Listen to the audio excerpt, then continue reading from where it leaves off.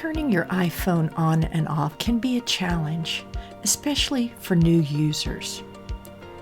To turn on your iPhone, you'll want to look for a button on the right-hand side of your screen, as you see illustrated here.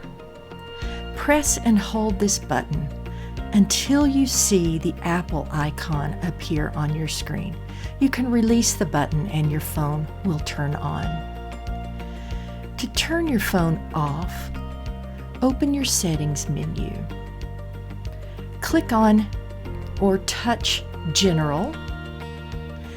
Your next screen, scroll down to the bottom, touch Shutdown. Your next screen will display a slide to power off. This is called a slider. Touch it and slide from left to right to turn your phone off. Or if you want to cancel this action, just touch the cancel button at the bottom of the screen.